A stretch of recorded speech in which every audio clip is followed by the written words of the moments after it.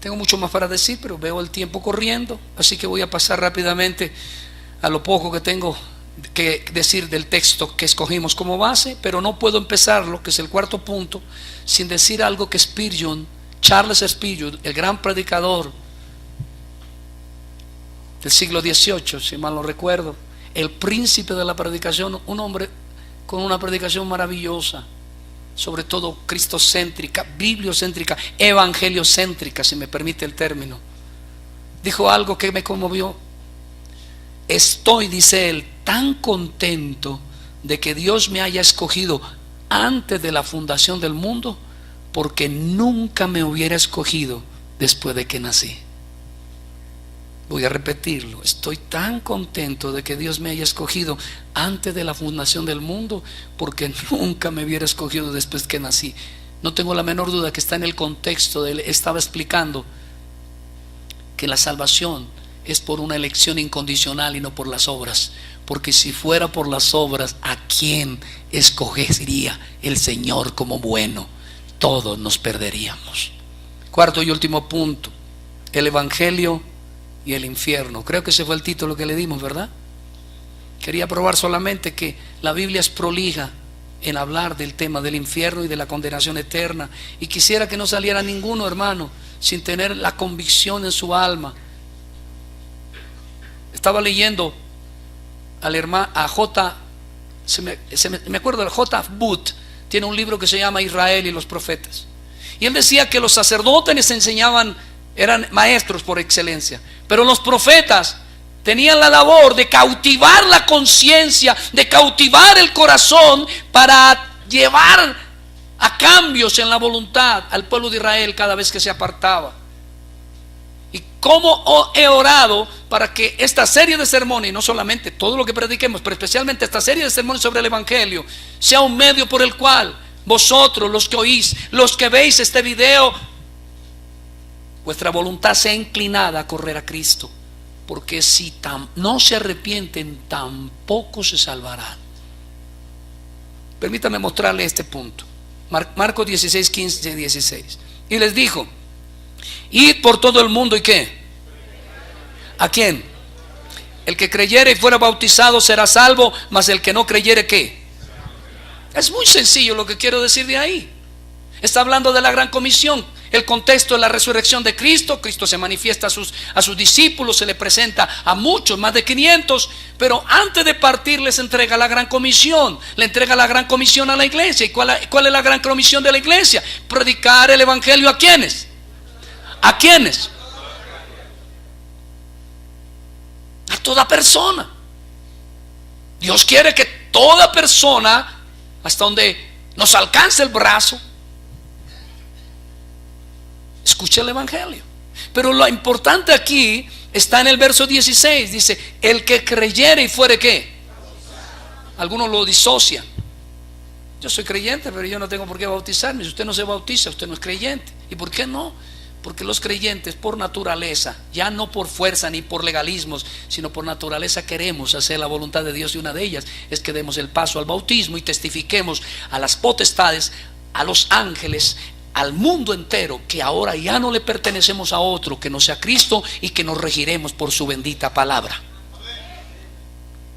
El que creyere fuere bautizado. Hasta ahí suena bonito. Esta es la parte que gusta a muchos predicar. Pero luego dice: y será salvo. Mas el que no creyere, ¿qué dice?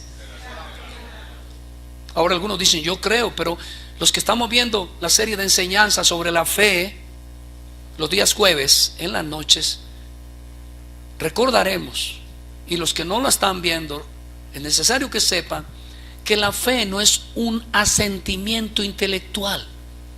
Alguien que dice: sí, yo creo. Los demonios también creen y tiemblan.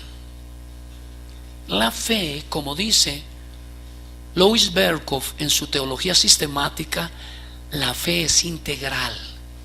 Dice, ¿sabe qué dice él? Que me impactó. La fe es una acción dinámica del hombre integral: intelecto, sentimientos y voluntad. El hombre que tiene fe, Su mente es alumbrada por el Evangelio. Porque si el Evangelio está encubierto, entre los que se pierde está encubierto, mas los que somos salvos tenemos la luz del Evangelio y nos alumbra. Nuestro intelecto cada día crece y crece y crece sin parar en el conocimiento, en la alabanza y en la gloria a nuestro Señor. Pero la Biblia también dice que quienes creemos, nuestros afectos son impactados.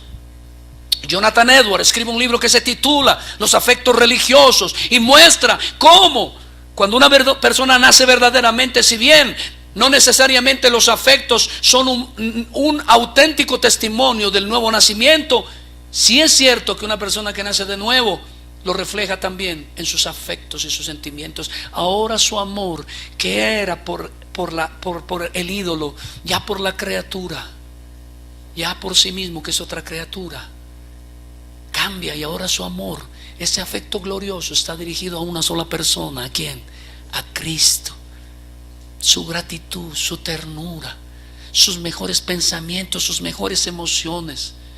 Por eso somos partidarios de que a ningún adorador se le debe inhibir en su manera litúrgica de adorar al Señor, porque cada individuo tiene toda la libertad según la Escritura, porque donde está el Espíritu de Dios hay libertad para expresarle su gozo y su alegría de la manera más personal que a bien tenga,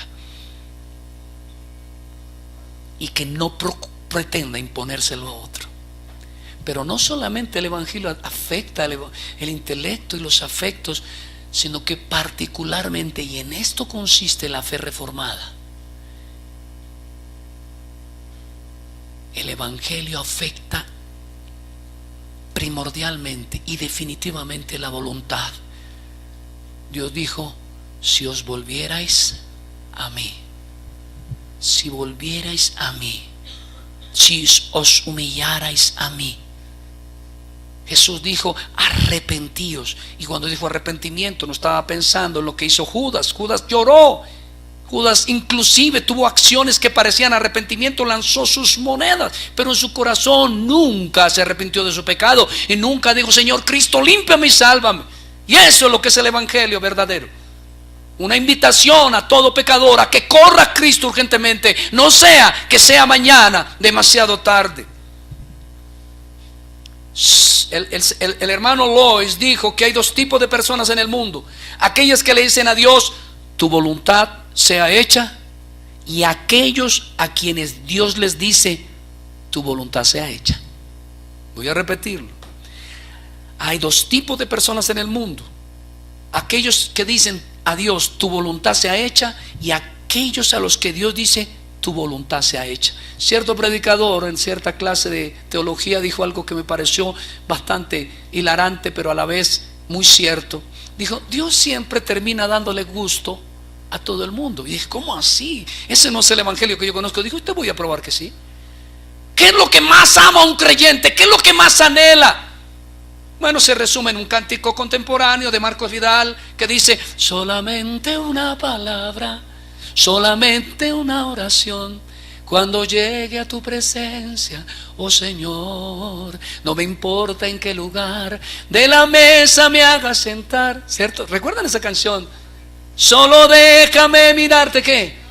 Ese es el deseo de un cristiano. El genuino cristiano solo quiere una cosa: estar con Dios eternamente. Y entonces Dios le da gusto. Pero ¿qué es lo que quiere el impío? Odia a Dios, no quiere nada de Dios, le molesta la palabra, le molesta el Evangelio, rechina dientes ante la única y gran verdad, que es pecador y que si no se arrepiente se perderá. Y como no quiere saber nada de Dios, el día del juicio Dios también le dará gusto. Apartados de mí, nunca os conocí. Nota que Dios siempre le da gusto a todo el mundo.